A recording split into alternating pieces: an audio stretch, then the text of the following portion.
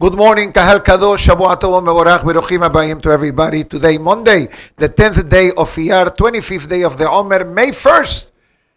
Today, we have a special guest coming all the way from Eretz Israel, but it's not foreign to the American Jewish Society, Baruch Hashem, Rabbi Yosef Wallis from Arachim in Eretz Israel.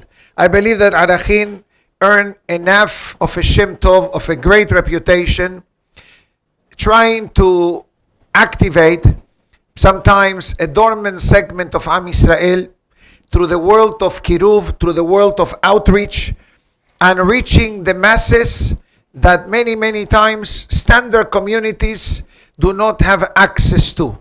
With a great network of rabbis, which I know already from the past, Rabbi Zarzar, Rabbi Kier here visiting us, Rabbi Avital, and the additional support and team system, it's a great zechut for us to welcome the great rabbi to share with us his personal experience.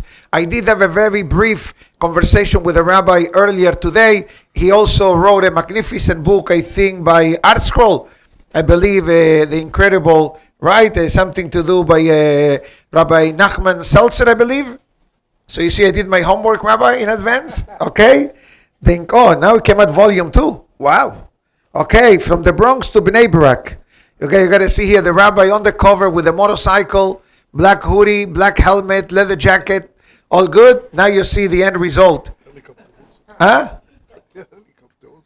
Helicopter as well. So the rabbi has been part of the U.S. Army, born immediately after the Holocaust, and many other fascinating aspects of life that I'm not sure how many of us in this room or through the wonderful audience of iTorah.com can really do that kind of lineage tracing the way hopefully we'll hear from the rabbi today. So therefore at this moment, I'll do something that I usually don't do at this hour of the day, staying quiet. Now we're going to give over the mic to the great rabbi, and I'm going to be listening like the rest of the Kahal. We say Hazaku Baruch to the wonderful audience of Learn Torah, or rather the new name, iTorah.com, for being faithful followers of our daily classes. So I give over the mic to the rabbi to begin today's shiur.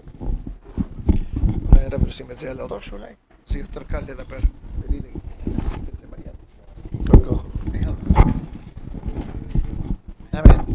One size fits all. Don't worry.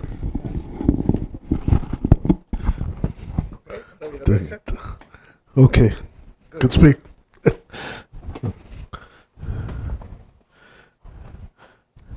Thank you for listening. Kavod Harav. Thank you very much for allowing me to tell a couple of stories. And being that we are now in a Makom Torah, I think it's appropriate to bring out 2 incidences of Torah cases that really saved my father. He was in the Holocaust. I was one of the first babies born right after the Holocaust.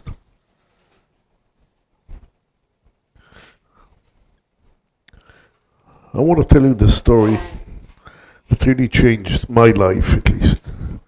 My background is, of course, not a religious background, although my grandparents were Hasidim from Europe before the Holocaust. But the Holocaust, whatever they did.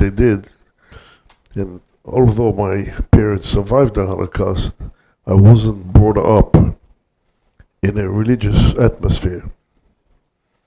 One of the stories that made a change in my life goes back to the Holocaust. My father, and really I think this is an appropriate place to tell those stories of Torah, how Torah Magna and Matzla, how that mitzvot that he came, that he kept in Auschwitz and in Dachau, really saved him. It was unnatural to keep it mitzvot during the Holocaust in the concentration camps. And in this case, just the mitzvot saved him. I want to tell you a story that happened in Dachau. Death camp, concentration camp. My father, since September 1939, the beginning of the war, was in the hands of the Nazis. Concentration camp, Auschwitz, Dachau, Warsaw Ghetto, death marches. And he finally was freed 1945, May 45, September 1939 to May 1945 at the hands of the Nazis. And I mean in the hands, he wasn't hiding anyway, there's no place to hide. He went through all those and he survived. Unnatural, 6 million Jews annihilated and he survived. When he was finally freed, and he came out of his hiding, and he saw the first Jew that he saw. He didn't believe that any Jews were left. So he grabbed the Jew, and he hugged him, and he kissed him. And the Jew thought that my father was out of his mind. He hugged him. He said, any Jews left? That's why I hugged him. And he taught me that when you see a Jew, Sfaradi, Ashkezani, Temani, whatever, any Jew, you should hug him and respect him and love him, because that's the most precious possession that we have on earth. That's what he taught me. And that's how I got involved in Arachim. With that type of training that I got. So the story goes as follows. There is now a concentration camp, death camp. The only way out is through the chimneys. You go into the camp, there's no out. Eventually, you get gassed and you put into the ovens and out the chimneys. How do you get out? I want to tell you a story. How he was saved. I was in a camp. A shipment of Jews are brought into the camp. One of them was an old person. He realized he has no chance of survival. So he had a pair of tefillin in his bag, and a bag of tefillin. He was his way to the gas chamber. And my father was outside. He takes that bag and he throws it over to my father. My father didn't know what's in the bag. He thought maybe a piece of bread. They were so hungry that all could dream of just a piece of bread. So he grabbed it. And the Jew threw it to him and said, Rabbi Yid, a Jew, this is yours.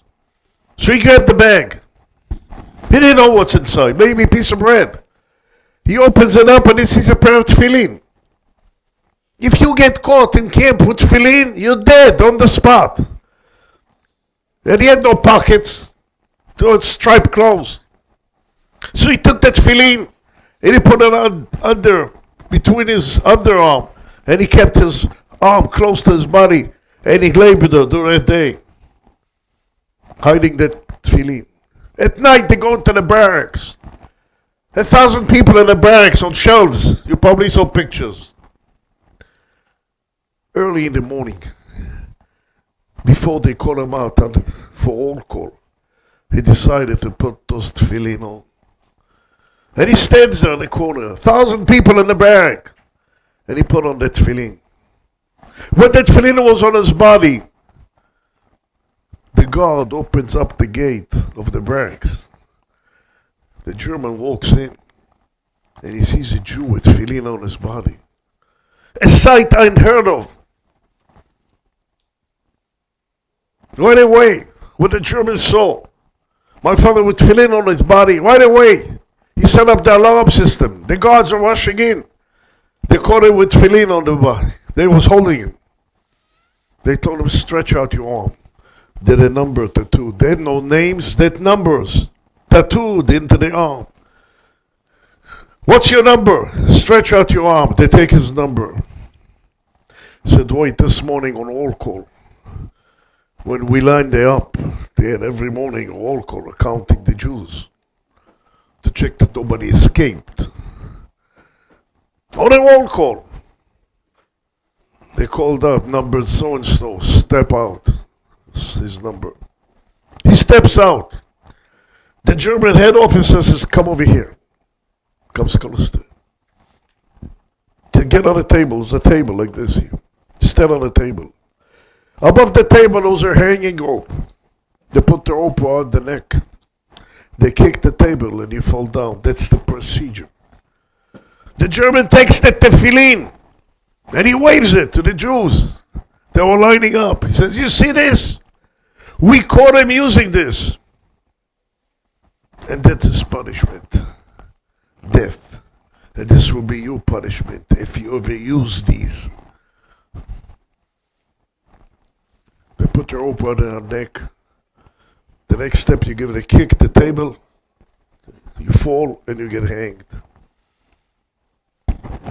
He says to my father, just for the fun of it, what's your last wish before we hang you, you dog? And he said, I'm going to put those on again. That's my last wish. The tefillin was there. The German waved it. He said, put them on. And we'll hang you with those on your body. And we're going to keep hanging you on the pole for 3 consecutive days. So that everybody will understand what the punishment for using these. So we'll hang you with these on your body. Very good idea. You Jews are smart. Very good idea. Put them on. And we'll hang you with those, keep you hanging for 3 days. He takes the tefillin. They didn't take the rope away from his neck. The rope was still around his neck. And he puts on the tefillin in front of everyone. This is a concentration camp. Thousands of Jews are watching. He's putting on tefillin with a rope around his neck. And as he put on this tefillin, and he said, V'arastichli le'olam. Notice to listen to the words. V'arastichli le'olam, v'arastichli b'tzedek u'mishpat u'b'chesed u'b'rachamim. This was heard up there. Apparently. I don't know. But that's what he said. And as he's lined up, as the Jews are lined up over there, and he was standing on a table, so it was up high. And the Jews were watching. And he's watching, he can see all their eyes. And the order is, you must watch the Jew being hanged. You can't put your head down. You get shot. You can't turn your head away. You gotta watch. That's the order. That's the German order. You must watch the punishment so that you learn how to behave. So now he's putting on those tefillin. The rope stood around the neck. And the next step is going to be to kick the table, he's going to fall down and hang. And he's watching. He sees the eyes of all the Jews because up high. And he sees tears in the eyes. Tears. And his father tells you have to understand, at that time we had no more tears available in our heads. We cried so much that our eyes were dried. And now I see tears. An unbelievable sight. Silence, everybody silent, including the Germans, including the dogs. Complete silence. With the rope around his neck. So, he knows the next thing going to kick the table is going to be hanged. So he yelled, Jews, why are you crying? Don't you understand that we are the winners? That's what he yelled out. A Jew, tefillin on his body, being hanged in a German concentration, and he's yelling out that he's the winner. He said to me, Yossi, you can be hanged and still consider yourself a winner. He said, to die with tefillin on me, the last thing, and to be hanged with tefillin on my body, I felt like a winner. I didn't feel like a loser. That's Jewish bravery. גבורה יהודית. So now, when he yelled out, I'm the winner, the German got upset. He says, what do you mean? You are the winners? That's what you yelled out before I hang you. I'm going to show you who the winner is. Get him off that table. They take him off. but he made his death punishment much more severe. This is too easy of a death to be hanged. If you think you're the winner, I'm going to show you who's the winner. Come over here. They bring him over. They take off that tefillin, they throw it away. Get down to your knees. He gets down to his knees. Give him 2 heavy rocks under one each arm. Now he's down on his knees with 2 heavy rocks under each arm. He took a German guard, faced him with a rifle. Point the rifle at his head. Give me a whip. The German takes a whip. He says, listen, you dog. That's how he called him, dog. I'm going to hit you 25 lashes on your head. Exactly what you put on these boxes. Tefillin. And I'm going to hit you 25 lashes. And if you drop one of those rocks, you get shot immediately. The German faces him. I'm going to show you who is a winner here. So the German stands facing him. My father's on his knees, holding 2 heavy rocks, head bent down. And the German takes the whip. And he says, if you drop one of those rocks before we count 25 lashes, you get shot. Then he tells him, listen, you dog, there's no chance of you surviving 25 lashes on your head without dropping one of those rocks. No chance. So why don't you drop him now? We'll shoot you. And you'll die. Why suffer and be shot? Drop him now. We'll shoot you and that's it. Get it over. There's no chance of surviving 25 lashes on your head with a whip. His answer was, you do your job and I'll do my job. I'm not going to drop the rocks. So the German now takes the whip and it starts beating him. And they start to count 25 lashes. If he drops one of those rocks, he gets shot immediately. The German is facing. My father said, I'm not going to drop the rock. I'm not going to drop him. And he hit him. He didn't drop the rocks. His head got split open. His skull. To his last day, I remember he had a soft spot here. He had no bone. On the 25th lash, he dropped the rocks and he fainted. The Germans thought he was dead. So they throw him on top of a pile of dead Jews every morning. There were Jews who died in the barracks. They pull them all out in a pile. And the procedure was you shove the pile into a ditch and you burn it. That was the daily routine. So now they threw my father on top of that pile. They thought he was dead. He just fainted. But to them, he thought he was dead. So now he's laying on top of the pile, unconscious. While laying on top, he regained his conscience. And he saw where he is, on top of the pile. He understood that he's going to be shoved into a ditch and be burnt, because that was the daily procedure. His head was split open. And he gained conscious. So he crawled out of the pile. And a Jew passes by there. He throws a rag on his head and pulls it, and he hides him under one of the barracks. The barracks were a little up above the ground. Excuse me. And he hides over there. That was his hiding. That was in the Dachau concentration camp. Just about the end of the road. Dachau was in Munich, Germany. The Germans lost the war. Just about that time, the US forces were coming into the camp. They pulled him out under the barracks. It was hidden over there. My mother was in the same camp, and she saw the whole routine, because the ladies were in a separate camp, but they brought them to watch the beautiful show. And she saw this.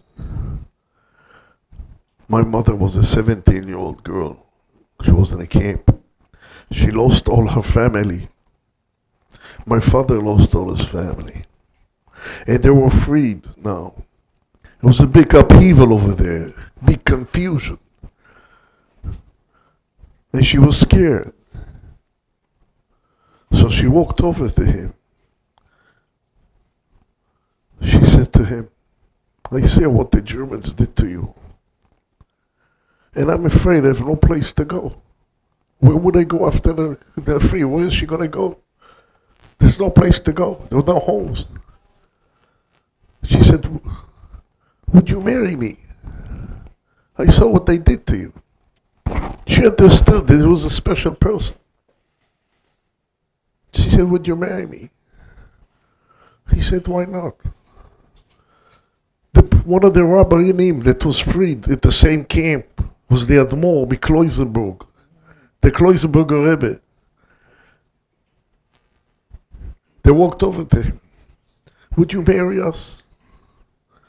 He said, it's a big mitzvah now to set up families. Of course. But there was no ketubah. So remember the ketubah. You think it was a shop? He had shops in Munich to buy ketubot. So he wrote the ketubah by heart. And that's how he married him off. Immediately after the war.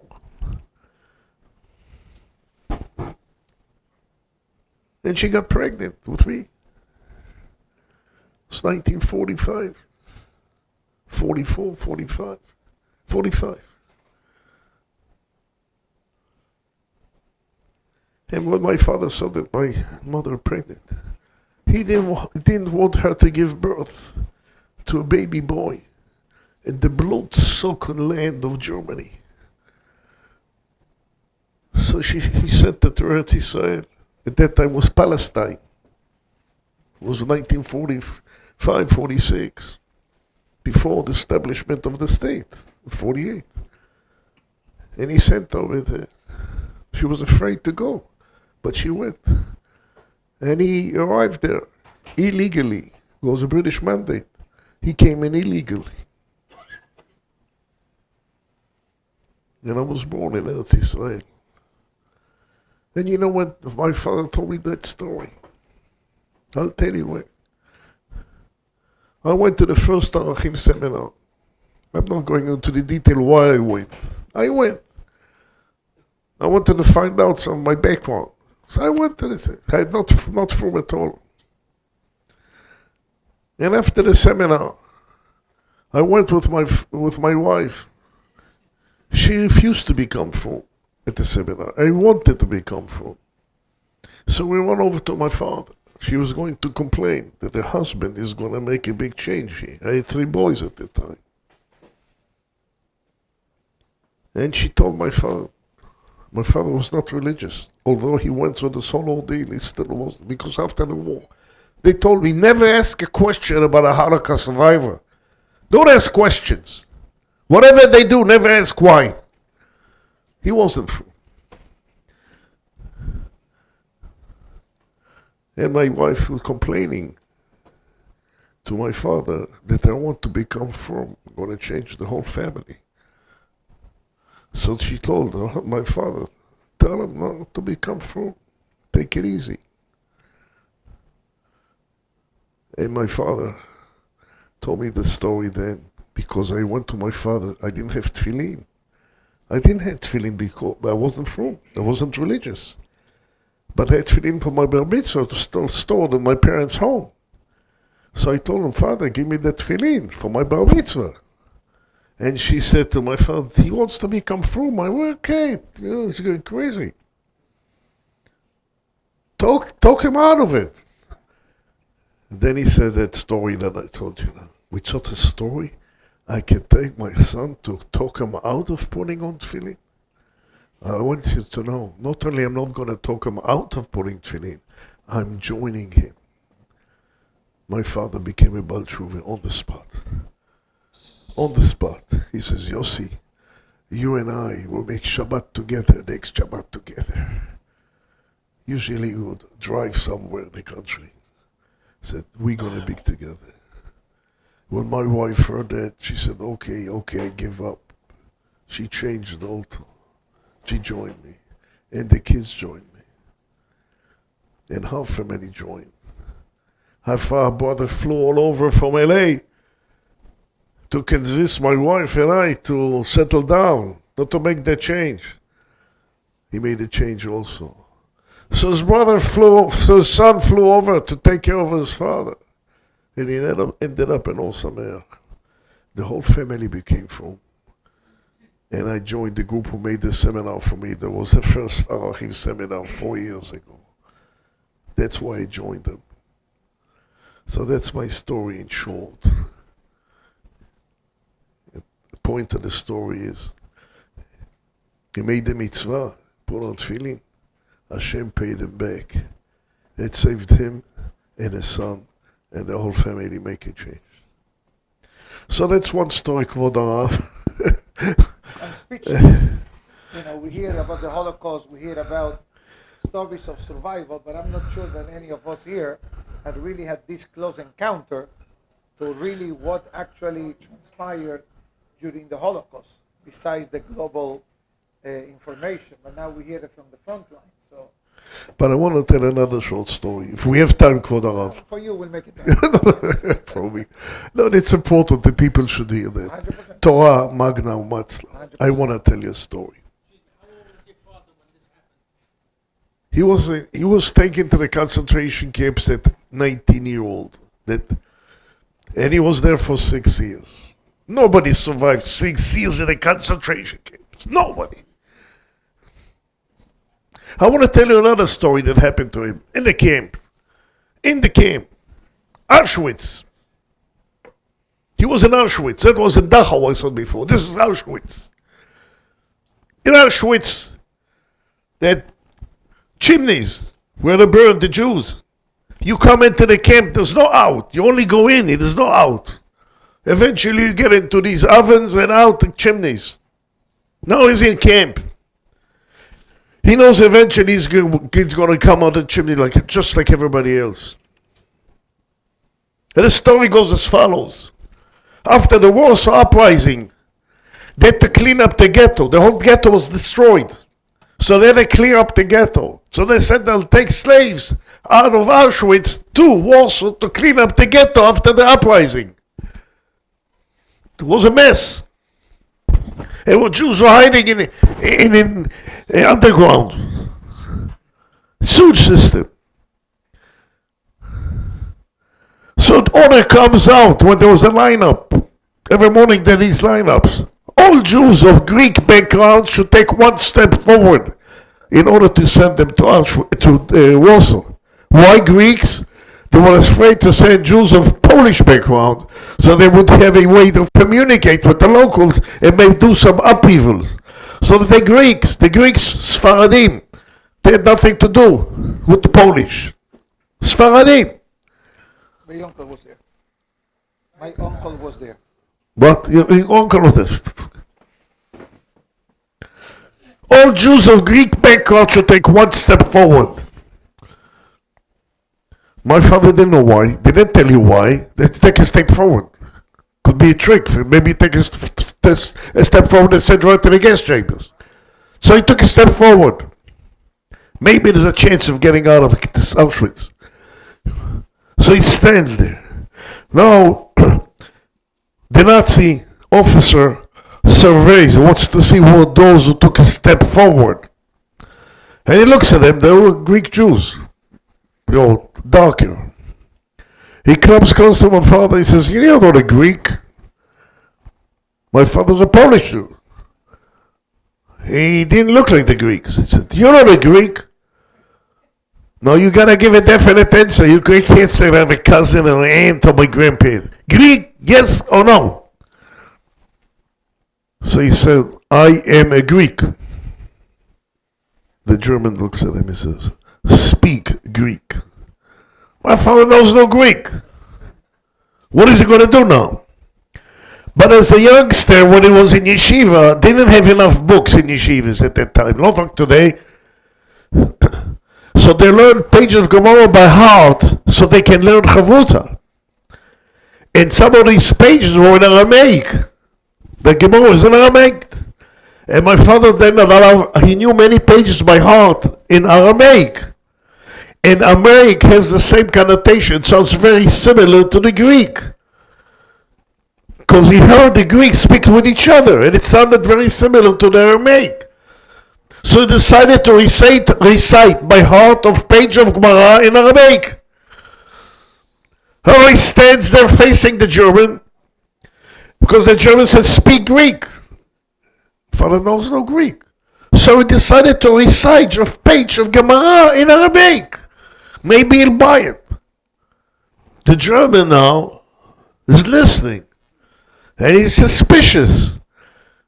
Maybe it's not Aramaic. He didn't really decipher the difference. So he's listening. And while he's listening, the German allowed him to say more and more, because even the German couldn't make up his mind whether it's Greek or what. He didn't know Aramaic. Now, in order to remember by heart the page of Gemara, you start shaking back and forth, like you do in the yeshiva when you learn. That was automatic. So now, my father stands at roll call in Auschwitz in order, and he's starting shaking back and forth, reciting of page of Gemara in Aramaic. Now, in order for the German to follow, he also starts to shake at the same pace, back and forth. Now, the rest of the Jews are up in camp, lined up. They don't understand what's going on. They hear the Gemara. They see the German going back and forth. They look like they're learning Havuta. What's going on? The German is learning Havuta with the Jew in camp, Auschwitz. Uncommon sight. The back and forth. And the German is very attentive because he couldn't make up his mind whether he was Greek or not. So he kept on listening. And he kept on listening, he kept on going back and forth. And the Jews were bewildered. What's going on over here? This is Auschwitz. This is not Porovich. And the German listened, kept on listening. Eventually the German says, sounds Greek to me.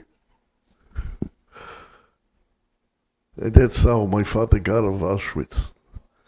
By reciting a page of Gemara by heart.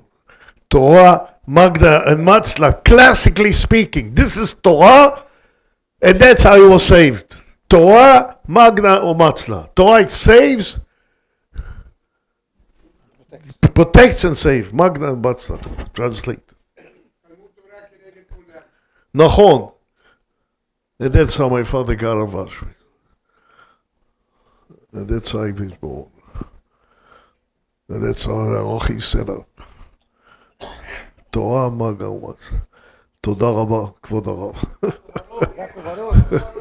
Rabbi Yaakov here, which has a strong connection to South Florida, will say a few words.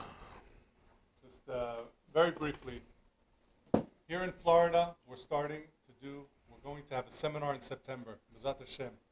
The same seminar that Rabbi Wallis got his start when they had these rabbis came together and they said, let's put together this program, we'll bring these Jews away for several days and we'll educate them, we'll show them things that they've never heard and they've never seen before, and we'll try to arouse something in them to bring them back to Yiddishkeit. The same seminar that stirred Rabbi Wallis over 40 years ago is happening in South Florida. And I just want to tell you, I wish you could all see what happens when there's a seminar in Israel. What happens to these people that come in? First of all, there's probably maybe 4, sometimes 5, 6, 7 seminars each week. It's not just one big event during the year. There's seminars and seminars because they're bringing Klal Yisrael back. And I wish you can see what happens when you go to a seminar. These young people come in. The men have hair down to their backs. The women are half shaven, covered with tattoos, covered from head to toe. I once saw a guy, I said, where are you going to put the next tattoo? You're full. What's going to happen? I said, there's always room. It's like dessert. There's always room for dessert. There's always room for another. We find a space. They're covered. They have places in their body are pierced that I didn't even know was possible to pierce. They're into everything, but they come down. It's very intimidating, but at the end of a seminar, there's something called a symposium. And they bring the people up to talk about their experience, what they felt? What do they think? And I'm telling you, these people break down like babies. It's like watching crying like a baby. Why didn't anyone ever teach us this? Why couldn't we've had such a meaningful life? I wasted so much time. This is a seminar. It's happening here in South Florida. B'ezrat Hashem. Rabbi Wallis will be there, and the top rabbanim that have given this information in Eretz Yisrael, that have aroused so many Jews to come back. It's happening here in South Florida. We want, with the bracha of the Rab, with the Chabot, that we want to ask anyone here that can help us to sponsor a family. It's $1,800 to bring a family to a seminar to cover all the costs. And these people are not religious, so they're not going to want to willingly. So we have to subsidize. We have to give them everything so that to get them to want to come. But once we have them, we're able to present this information. I want to ask this Kal Kadosh if anyone would like to help.